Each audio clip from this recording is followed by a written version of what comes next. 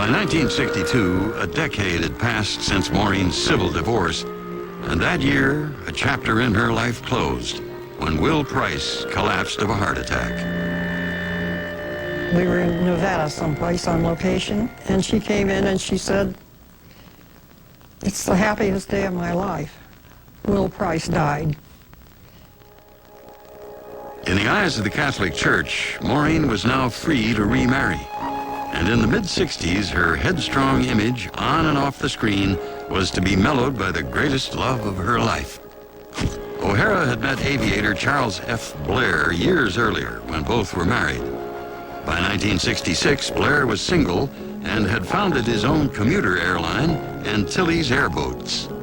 Charles Blair was everything in real life that John Wayne ever portrayed on the screen. He was tall, good-looking, very humble, and he knew exactly how to handle Maureen. O'Hara fell passionately in love. In 1968, the pair married and began a new life together in St. Croix, where Blair's airline was based. Maureen helped her husband run his company, which became the largest seaplane airline in the world. It was a very romantic relationship, and yet it was an active partnership. She was a participant in the business of his life. But despite her success as a shrewd businesswoman, Maureen had not given up acting. In 1971, she starred for a fifth time with John Wayne in the Western Big Jake. Wayne also became a frequent visitor to the Blairs' palatial island estate in St. Croix. John Wayne and Charlie Blair used to play chess together. And one of those chess games, Wayne looked up at Maureen and he said, "Why don't you give up this movie business and stay home and be a wife?" And she completely disarmed them by saying, "That's a great idea." And she did. O'Hara would not regret her choice. The next years were the happiest and most fulfilling of her life.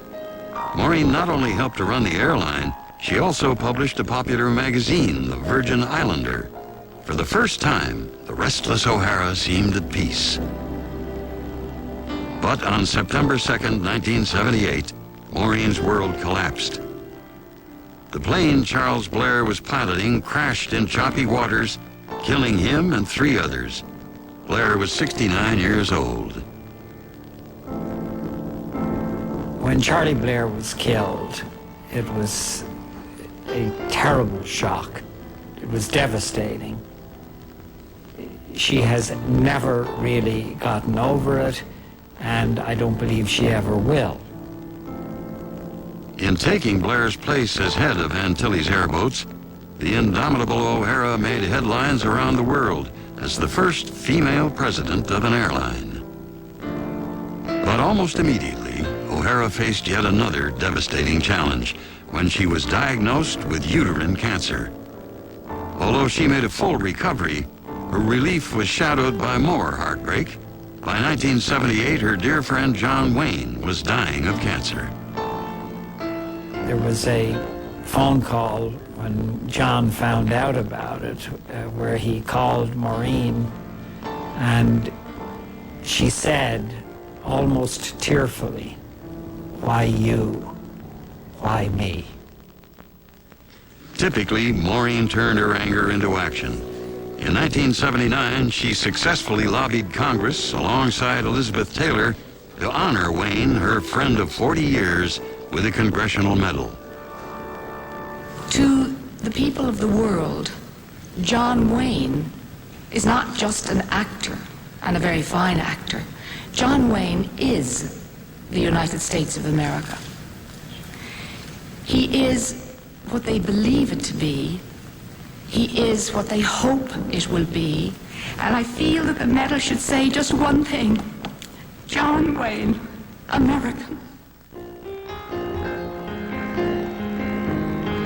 John Wayne died in June of 1979.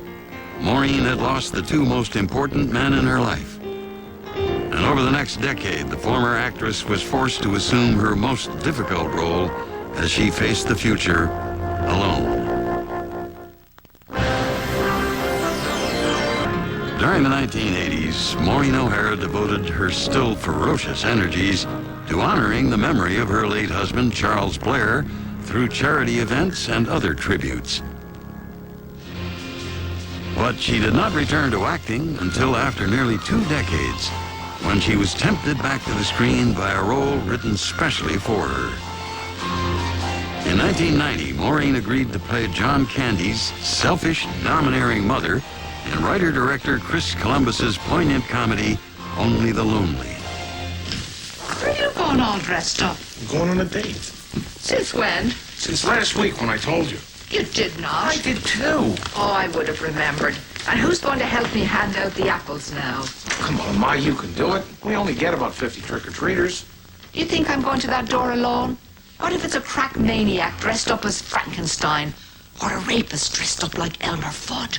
When I wrote part of Rose in Only the Lonely, I thought there could only be one person to play this role. It was Maureen O'Hara, because I was inspired by her performance of Mary Kay O'Danaher in The Quiet Man.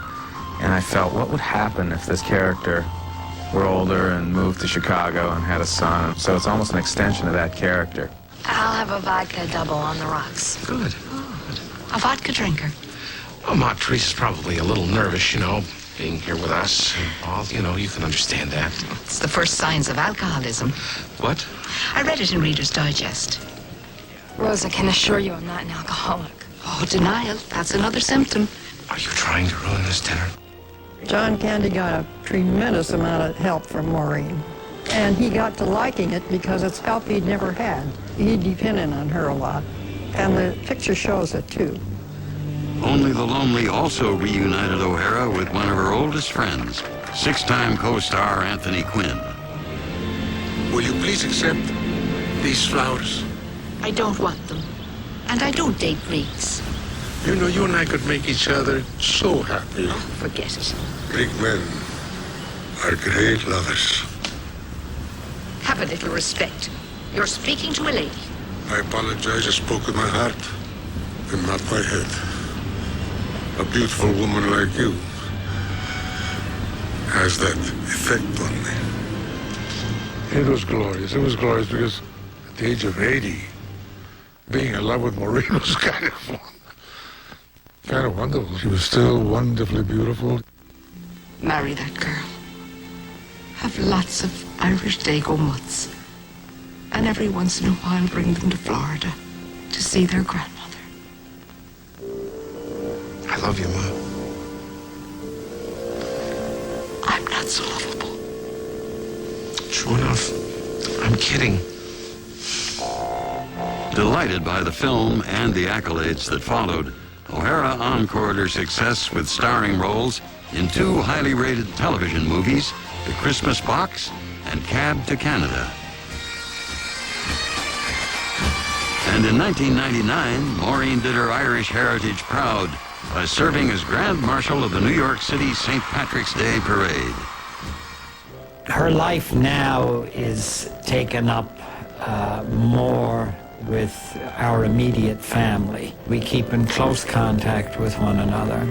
She has true concern for the well-being and happiness of every member of her family and has shown it in every possible way.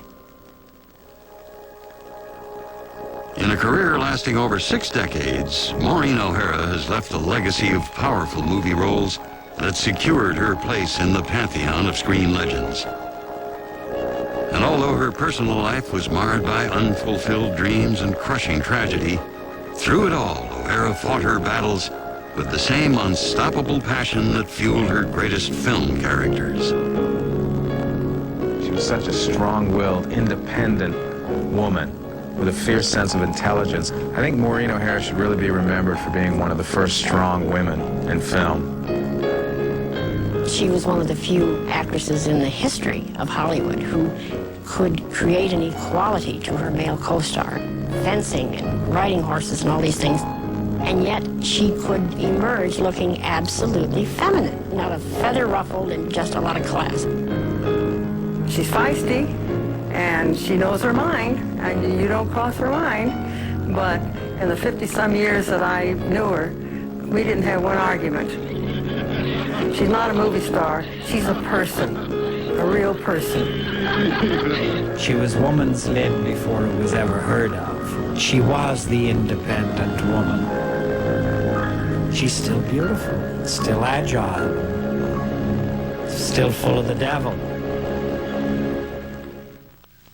Last summer, Maureen O'Hara received a great thrill when her closest friends flew to Ireland and threw her a surprise party on her 80th birthday. While she is now officially an octogenarian, Maureen continues making television movies, and you may notice that all of them share a common feature. In each of her last 3 films, her character is in love with a man named Charlie. It's a tribute to Maureen's late husband, Charles Blair. And in keeping with the times, Maureen has her own website, which includes a hint that she intends to be active for a long time. "You're not buried," she writes, "until the last nail is hammered into the box, and not even then." Maureen O'Hara. Next up on A&E, a look back at the rowdy, bawdy art form known as burlesque. Meet the comics and strippers who gave their all and bared their all in towns across America. It's burlesque next. And don't forget to join A&E on Saturday night for a network original movie, Lorna Doone. For Biography, I'm Peter Graves. Thank you for watching.